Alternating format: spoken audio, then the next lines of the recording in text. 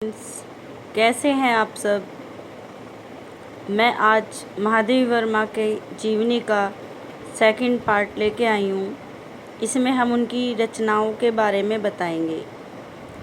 एक बात मैं पहले वाले पार्ट में बताना भूल गई थी कि ये जो जीवनी है ये इंटर और हाई स्कूल दोनों क्लास के स्टूडेंट्स के लिए इम्पोर्टेंट है, क्योंकि दोनों ही क्लासेस में काव्य संकलन में दोनों में ही जीवनी है और जीवन परिचय कभी बदलता नहीं है। जो हाई स्कूल में है वो इंटर में है, बस ये अंतर इतना है कि वो थोड़ा शॉर्ट में बता दिया जाता है और इंटर में थोड़ा सा लॉन्ग हो जाता है। बाकी अगर लिखने का तरीका थोड़ा ऐसे ही हाई स्कूल वाले भी अपना लेंगे तो उनको भी अच्छे मार्क्स मिल सकते हैं। जैसे इनकी अब रचनाओं के बारे में हम बता रहे हैं। जैसे इनकी रचना है निहार। इस काव्य संकलन में इनके श्रेष्ठ भाव में गीत संकलित हैं और उसमें वेदना का स्वर सुनाई पड़ता है, यानी पीड़ा जो है इनके गीतों में वो दिखाई देती है। रश्मि दूसरा काव्य संग्रह है इनका रश्मि। इस संग्रह में आत्मा परमात्मा के मधुर संबंधों पर गीत संकलित है। तीसरा है नीरजा।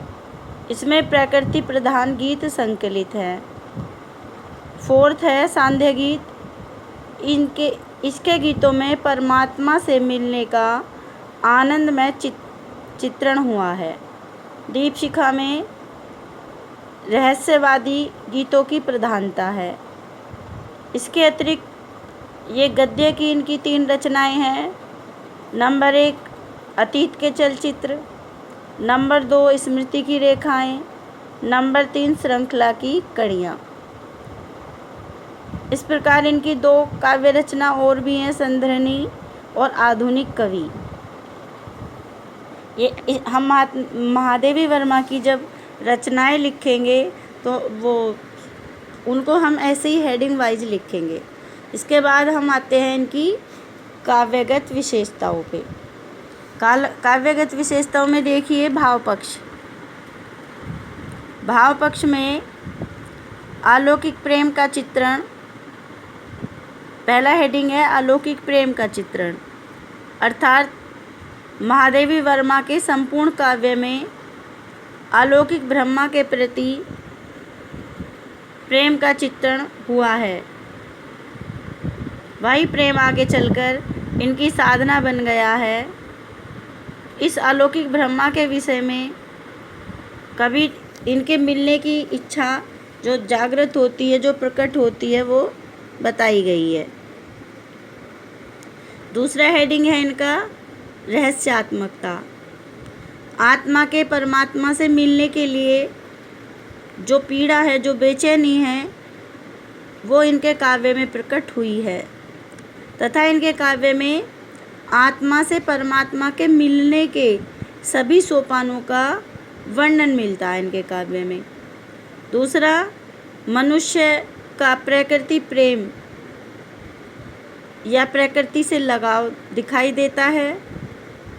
दूसरा प्रकृति में चेतना यानी सजीवता दिखाई देती है।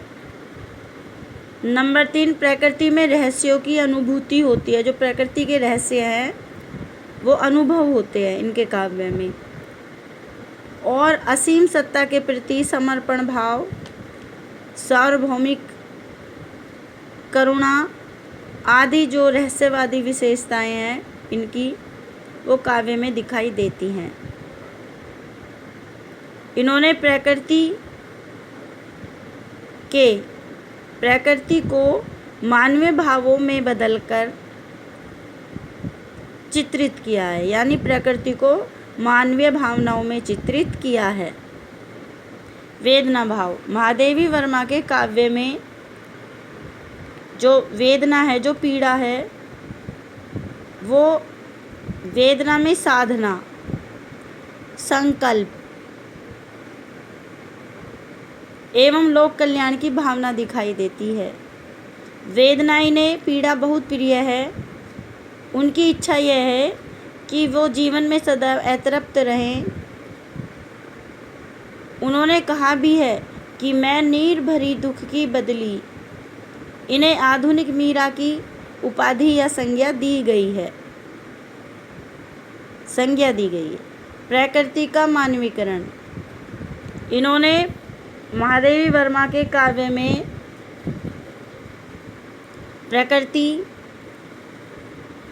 आलंबन, उद्दीपन, उपदेशक और पूर्व पट्टिका आदि रूपों में प्रस्तुत हुई है। इन्होंने प्रकृति में विराट की छाया देखी है, यानी विराट स्वरूप की। छायावादी कवियों के समान ही इन्होंने भी प्रकृति का मानवीकरण किया है।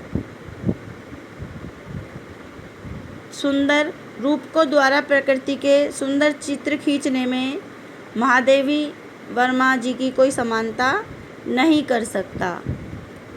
रस। महादेवी वर्मा के काव्य में श्रृंगार रस के दोनों पक्षों, वियोग और संयोग दोनों रसों के साथ साथ करुणा एवं शांत रस का भी प्रयोग हुआ है। कला पक्ष। भाषा। महादेवी वर्मा जी की भाषा में संस्कृत के शब्दों के प्रयोग के साथ साथ इनकी भाषा खड़ी बोली है। इनकी भाषा जैसी कोमल है, सरस है, और वैसे ही इनकी शैली, जैसी भाषा सरस और कोमल है, शैली भी इन्होंने मुक्तक और गीति काव्य प्रस्तुत की है। सुव्यवस्थित शैली है इनकी। शब्दों को पंक्तियों में पिरो के कुछ ऐसे ढंग से प्रस्तुत किया है कि उनकी मौक्तिक आभा एवं संगीतात्मकता गूंज सहजी पाठकों को आकर्षित कर लेती है। सूक्ष्म प्रतीक एवं उपमान। महादेव जी के काव्य में मौजूद प्रतीकों, रूपकों एवं उपमानों की गहराई तक पहुँचने के लिए आस्तिकता, आध्यात्मिकता एवं अद्वैत दर्शन को समझना होगा, अन्यथा हम इनकी अभिव्यंजना के बाहरी रूप को तो देख पाएंगे, किंतु उनकी सूक्ष्म आकर्षण शक्ति तक पहुंच पाना कठिन होगा। लाक्षणिकता की दृष्टि से महादेवी जी का काव्य बहुत ही प्रभावशाली है। इन्होंने अपने गीतों के सुंदर चित्र अंकित किए हैं। कुशल चित्रकार की भांति इन्होंने थोड़े शब्दों में ही सुंदर चित्र प्रस्तुत किए हैं। अलंकार एवं छंद। महादेवी जी ने अलंकारों का स्वाभाविक प्रयोग किया है। इनके यहाँ उपमा, रूपक, श्लेष, मानवीकरण, सांग रूपक, रूपक अतिशोक्ति, धन्वर्थक, व्यंजना, विरोधाभास, विशेषण, विपर्यय आदि अलंकारों का सहज रूप में प्रयोग हुआ है। इन्होंने मात्रिक छंदों में अपनी कुछ कविताएं लिखी हैं। हिंदी साहित्य में स्थान। महादेवी वर्मा छायावादी युग की एक महान कवयित्री समझी जाती हैं। इनके भाव पक्ष और कला पक्ष दोनों ही अद्वितीय हैं। सरस कल्पना शक्ति, भावुकता एवं वेदनापूर्ण भावों की अभिव्यक्ति करने की दृष्टि से इन्हें अपूर्व सफलता प्राप्त हुई है।